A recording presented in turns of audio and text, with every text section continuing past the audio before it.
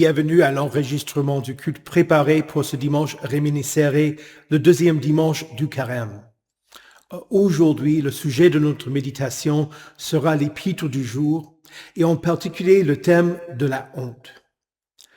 Paul reconnaît que Timothée pourrait avoir honte et du Seigneur et de lui en tant que personne qui a été arrêtée. Et Paul l'encourage à rester fidèle, à ne pas renier le Seigneur, mais à lui rester fidèle. Et de même, de rester fidèle à Paul à travers ses épreuves. Nous commençons avec l'introïte du jour. Éternel, souviens-toi de moi. Éternel, souviens-toi de ta compassion et de ta bonté, car elles sont éternelles. Éternel, je me tourne vers toi. Mon Dieu, je me confie en toi. Que je ne sois pas couvert de honte. Éternel, fais-moi connaître tes voies. Enseigne-moi tes sentiers. L'Éternel est bon et droit. C'est pourquoi il montre aux pécheurs la voie à suivre. Tous les sentiers de l'Éternel sont bonté et fidélité pour ceux qui gardent son alliance et ses commandements. C'est à cause de ton nom, Éternel, que tu me pardonneras ma faute, car elle est grande. Au nom du Père et du Fils et du Saint-Esprit. Amen.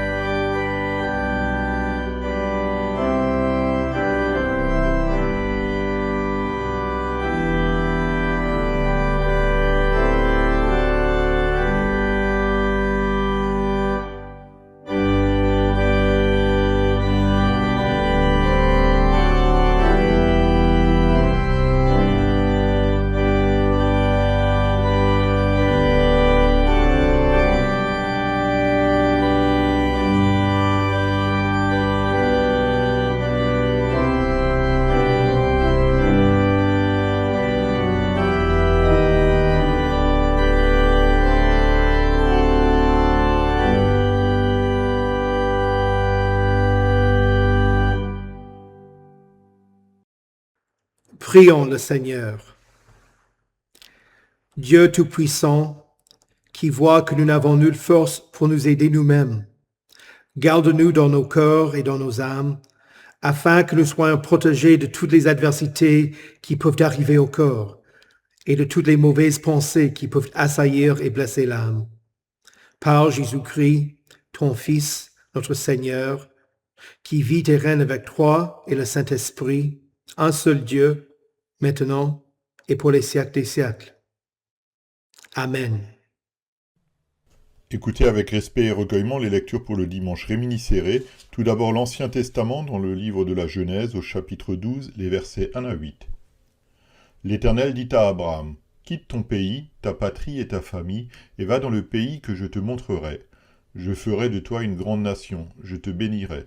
Je rendrai ton nom grand et tu seras une source de bénédiction.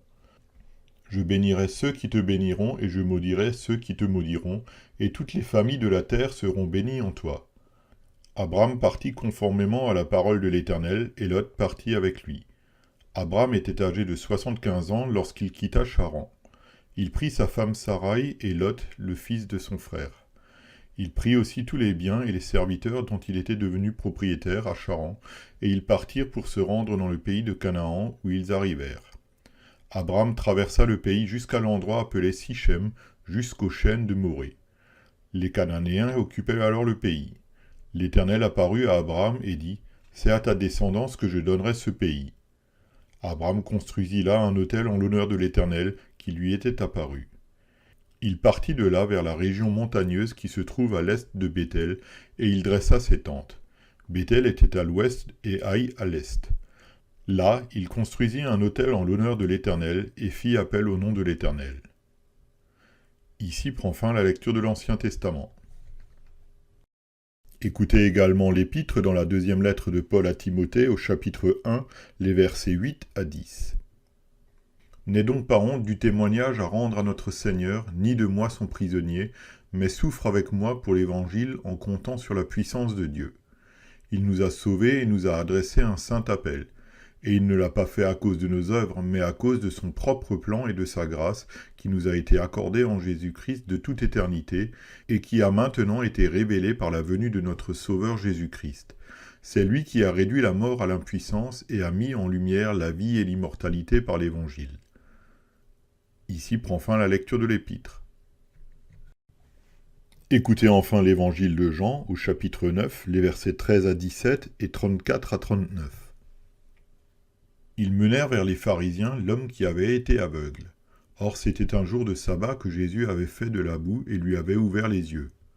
À leur tour, les pharisiens lui demandèrent comment il avait pu voir. Il leur dit, « Il a appliqué de la boue sur mes yeux, je me suis lavé et je vois. » Là-dessus, quelques-uns des pharisiens disaient, « Cet homme ne vient pas de Dieu, car il ne respecte pas le sabbat. » Mais d'autres disaient, « Comment un homme pécheur peut-il faire de tels signes miraculeux ?» Et il y eut division parmi eux. Ils dirent encore à l'aveugle, « Toi, que dis-tu de lui puisqu'il t'a ouvert les yeux ?» Il répondit, « C'est un prophète. » Ils lui répondirent, « Tu es né tout entier dans le péché et tu nous enseignes. » Et ils le chassèrent.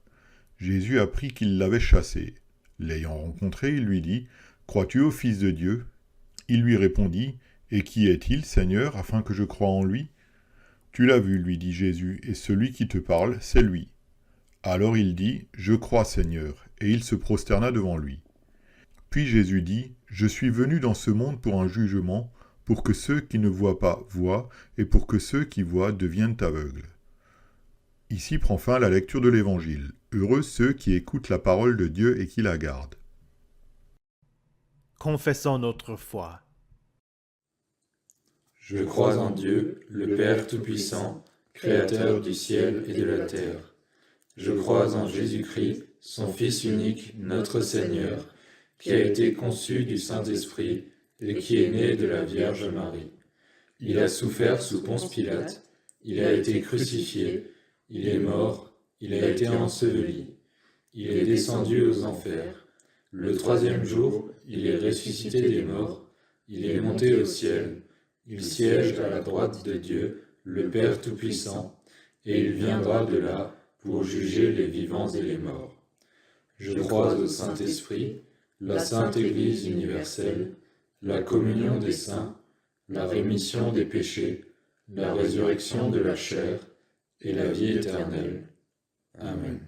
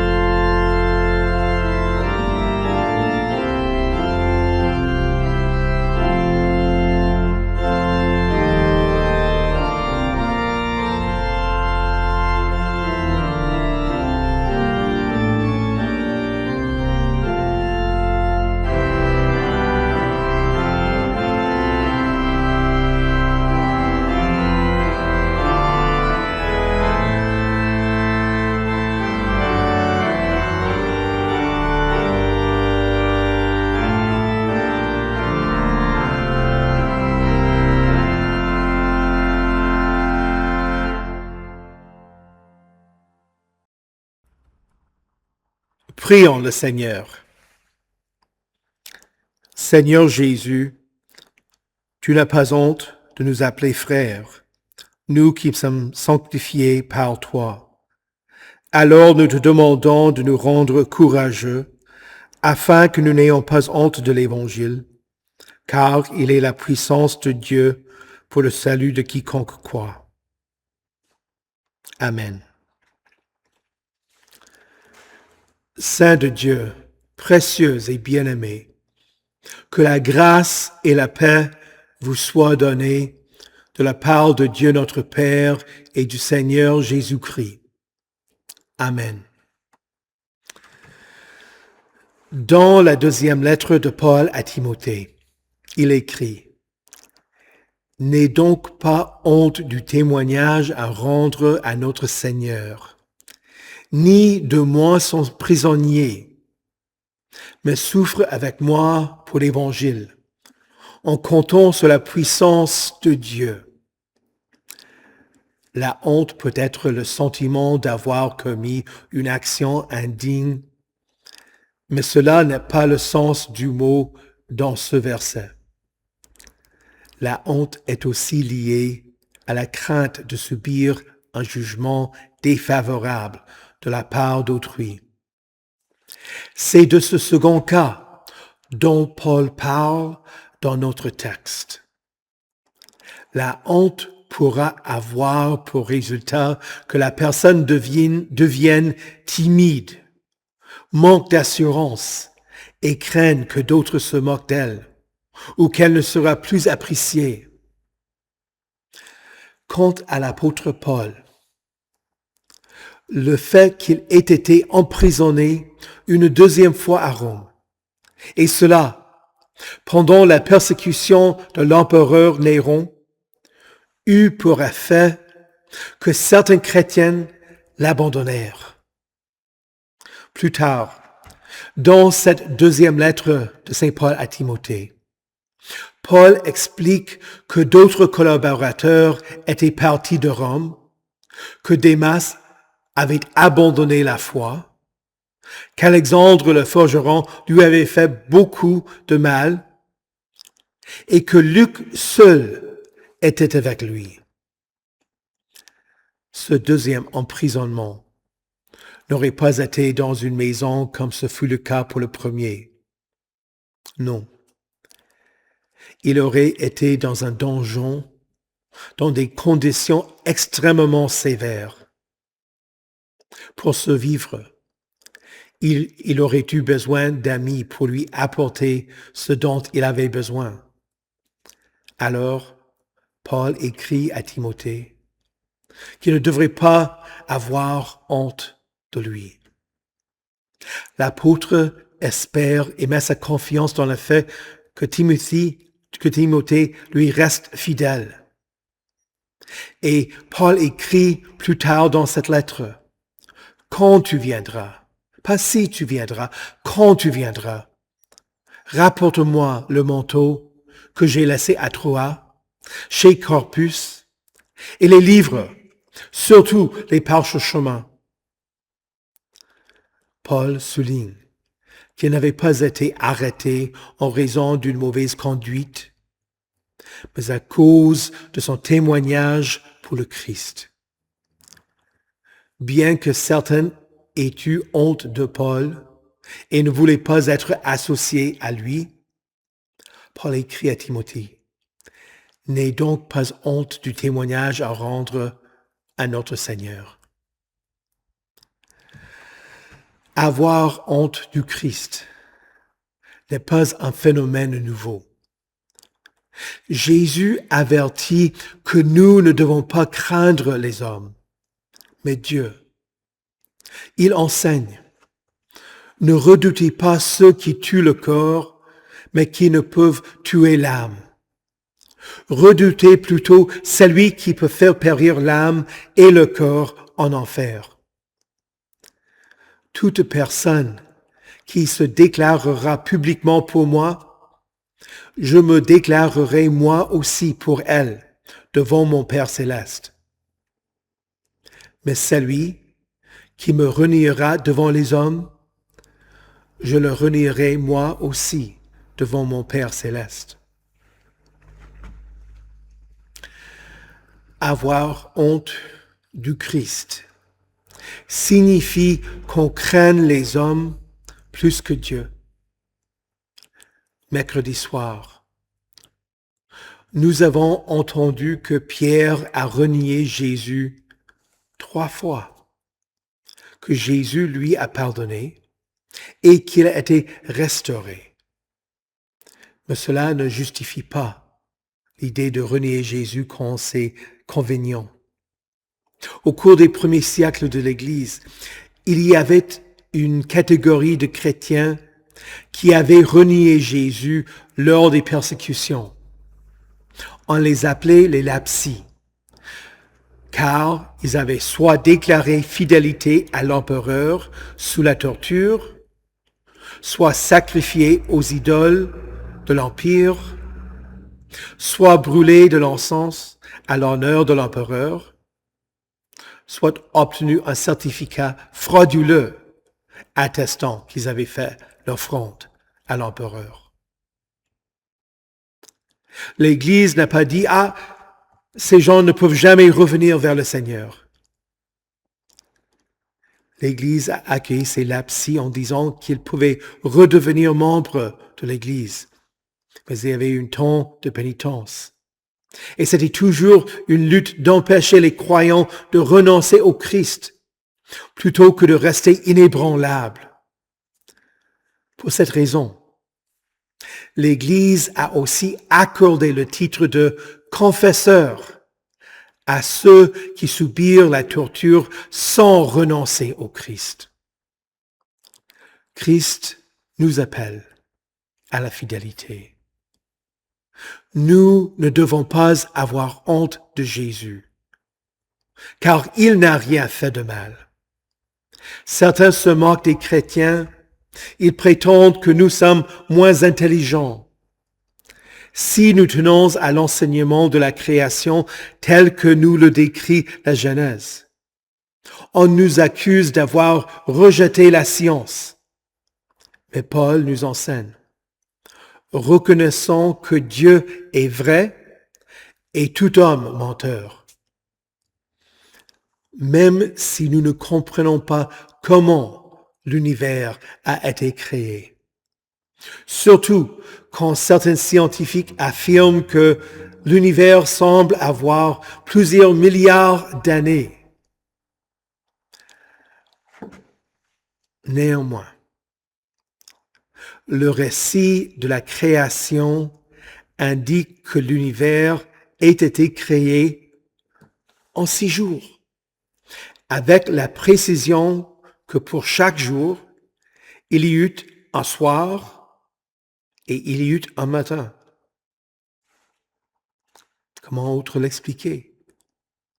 Si nous parlons des signes miraculeux, et en particulier de la résurrection, ceux qui les rejettent prétendront que nous avons été dupés par une fable. Nous admettons que les signes miraculeux sont extraordinaires. Mais cela ne signifie pas qu'ils soient impossibles.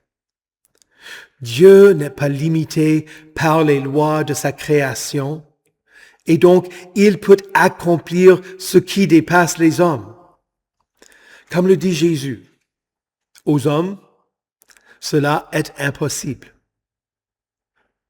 Mais à Dieu, tout est possible. Et encore, en n'ayant pas honte de Jésus, il ne faut pas avoir honte de ses enseignements. Nous n'adoptons pas tout ce que nous dit la société, surtout en ce qui concerne les mœurs. On nous accuse de haine si nous n'acceptons pas toutes les manières de vivre qui s'opposent à ce qu'enseigne la parole de Dieu. Par exemple, la Bible enseigne que le mariage, selon le plan de Dieu, est l'union d'un homme et d'une femme jusqu'à la mort de l'un des époux. Avant cette union, nous devons vivre d'une manière sexuellement pure Et dans cette union, l'homme et la femme doivent s'aimer l'un l'autre et rester fidèles l'un à l'autre. Le monde ne valorise pas le mariage tel que Dieu le définit. Pour eux, pour le monde, c'est un contrat. Et encore, la Bible enseigne qu'il faut aimer Dieu et qu'il faut se rassembler pour entendre la parole afin d'apprendre de lui. Le monde dit que d'autres activités, telles que le sport, sont plus importantes. La Bible enseigne la repentance et le pardon. Le monde ne veut pas pardonner, mais punir. Jésus dit, si quelqu'un veut être mon disciple, qu'il renonce à lui-même, se charge de sa croix et qu'il me suive. Qui nous soutient si nous sommes rejetés par les hommes? Dieu. Paul encourage Timothée, souffre avec moi pour l'Évangile en comptant sur la puissance de Dieu. Si nous n'avons pas honte du Christ, nous devons aussi parler de lui, de ses œuvres et de son pardon. Paul écrit dans sa lettre aux Romains, en effet, je n'ai pas honte de l'Évangile. C'est la puissance de Dieu pour le salut de tout homme qui croit, du juif d'abord, mais aussi du non-juif. Oui, nous pouvons et devons être fiers de Jésus et de son évangile. Pourquoi? Parce qu'il est le Dieu de notre salut. Pierre et Paul citent le prophète Ésaïe. Il est dit dans l'Écriture, « Je mets dans Sion une pierre angulaire, choisie, précieuse. Celui qui croit en elle n'en aura jamais honte. » Avez-vous entendu cela? Celui qui croit en Jésus, la pierre angulaire, n'aura jamais honte. Pourquoi? Parce que Jésus ne nous trompe pas. Il a promis qu'il ne nous délaissera pas et ne nous abandonnera pas. Jésus est mort et il est ressuscité. Il nous a sauvés. Il nous a adressé un saint appel. Dieu nous a appelés des ténèbres à sa merveilleuse lumière. Il n'a pas honte de nous, pécheurs que nous sommes. Même si les hommes ne veulent pas admettre, nous connaître, Jésus, lui, ne nous trahira jamais. Paul continue en écrivant, « Il ne l'a pas fait à cause de nos œuvres, mais à cause de son propre plan et de sa grâce, qui nous a été accordée en Jésus-Christ de toute éternité, et qui a maintenant été révélée par la venue de notre Sauveur Jésus-Christ. C'est lui qui a réduit la mort à l'impuissance et a mis en lumière la vie et l'immortalité par l'Évangile. Jésus ne nous a pas choisis parce que nous étions forts et inébranlables, incapables de chuter, de le renier. Non. Il n'a pas regardé nos œuvres en s'exclamant « Ah, celui-là est si bon, il faut qu'il m'appartienne !» Non plus. Dans sa grâce, avant même la création du monde, Dieu a planifié notre salut. Il a vu et a planifié la mort de Jésus. Et ce plan a été réalisé. Et donc le salut de tout croyant est aussi certain que la résurrection. Paul reprend l'idée de la honte quelques versets après notre lecture. Il explique, « Voilà pourquoi j'endure ces souffrances. Mais je n'en ai pas honte, car je sais en qui j'ai cru. Et je suis persuadé qu'il a la puissance de garder le dépôt qu'il m'a confié jusqu'à ce jour-là. Dieu a fait de nous ses enfants. Il nous a donné le dépôt du Saint-Esprit à travers le Saint Baptême. Et encore, Paul écrit à Timothée, cette parole est certaine.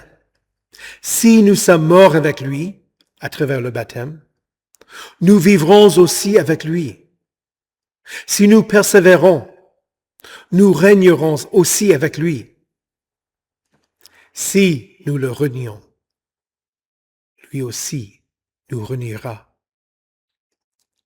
Si nous sommes infidèles, lui reste fidèle, car il ne peut se renier lui-même. Et voilà notre espérance, parce que nous sommes liés à Christ. Christ ne va pas nous abandonner. Chers saints, n'ayons pas honte du témoignage à rendre à notre Seigneur. Ne soyons ni timides ni inquiets de ce que diront les autres. Ne craignons pas ce que peuvent nous faire les hommes. Christ nous adresse un saint appel, à travers lequel il nous fait saints. Et il réduit la mort à l'impuissance. Et il a mis en lumière la vie et l'immortalité. Oui, en lui, vous avez la vie éternelle. Au nom de Jésus. Amen. Que la paix de Dieu, qui surpasse toute intelligence, garde vos cœurs et vos esprits en Jésus-Christ pour la vie éternelle.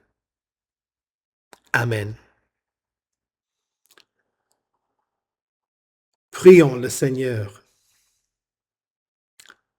Ô Éternel, toi qui as appelé Abraham et as promis que toutes les nations seraient bénies en lui, bénis la prédication de ta sainte parole à travers le monde. Envoie ton Esprit Saint pour que devant ton trône se tiennent des hommes de toute tribu, de toute langue, de tout peuple et de toute nation. Nous te prions aussi pour le travail missionnaire dans toutes les paroisses de notre synode. Donne-nous à tous un vif désir d'inviter nos proches à te connaître. En particulier, nous te demandons de ramener vers toi ceux que nous nommons dans notre cœur.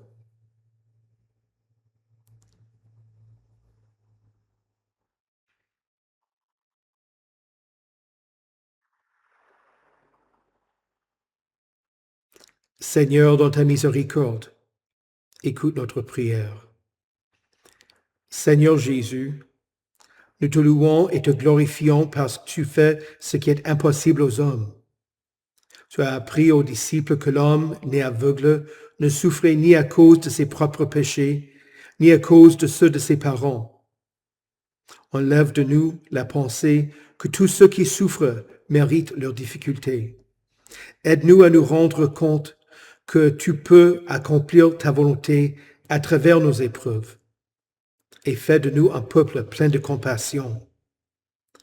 Aie pitié des malades et de tous ceux qui subissent les effets du péché dans ce monde, en particulier pour ceux pour qui nous intercédons dans notre cœur.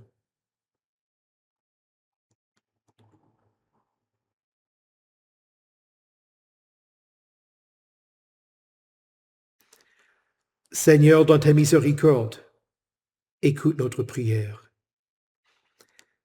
Jésus, toi qui as guéri l'homme né aveugle, nous te prions pour ceux qui font des recherches médicales afin d'améliorer la vue, et pour les ophtalmologues et pour tous ceux qui aident les gens à mieux voir. Protège les personnes malvoyantes et les aveugles en les entourant de personnes qui les accompagnent, ainsi que des associations chrétiennes qui leur rendent service en imprimant des Bibles et d'autres textes en gros caractères et en braille. Seigneur, dans ta miséricorde, écoute notre prière. Chef des nations, toi qui maintiens l'ordre à travers les autorités terrestres, nous te rendons grâce pour les candidats et leurs équipes qui se présentent lors des élections municipales. Pour les communes où personne ne se présente, Nous te demandons de motiver leurs membres à prendre au sérieux la possibilité de rendre service à leurs prochains. Donne de la sagesse aux électeurs pour qu'ils utilisent leur discernement en choisissant le meilleur candidat. Seigneur, dans ta miséricorde, écoute notre prière. Esprit de vérité, de la même manière que tu as soutenu Paul pendant son emprisonnement, nous te prions de fortifier ton Église persécutée afin que tes fidèles ne te renient pas, mais te confessent devant les hommes. En particulier, nous te prions pour les chrétiens dans les pays où ils peuvent être mis à mort en raison de leur foi. Pour nous qui vivons là où nous avons la liberté de parler ouvertement de tes œuvres, que nous n'ayons honte ni de Jésus, ni de l'Évangile, mais que nous soyons toujours prêts à nous défendre devant quiconque nous demande la raison de l'espérance qui est en nous. Seigneur, dans ta miséricorde, écoute notre prière. Ô Dieu, Père, Fils et Saint-Esprit, exauce-nous selon ta bonne volonté, pour le bien-être de ton peuple et pour ta propre gloire. Toi qui vis et règnes d'éternité en éternité. Amen.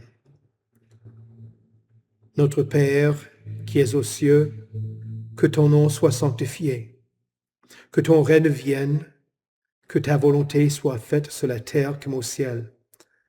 Donne-nous aujourd'hui notre pain de ce jour. Pardonne-nous nos offenses, comme nous pardonnons aussi à ceux qui nous ont offensés.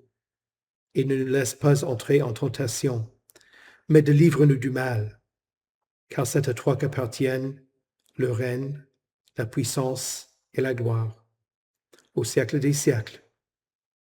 Amen. Recevez la bénédiction de l'Éternel. Que le Seigneur vous bénisse et vous garde. Que le Seigneur fasse luire sa face sur vous et qu'il vous accorde sa grâce. Que le Seigneur tourne son visage vers vous et qu'il vous donne sa paix. Amen.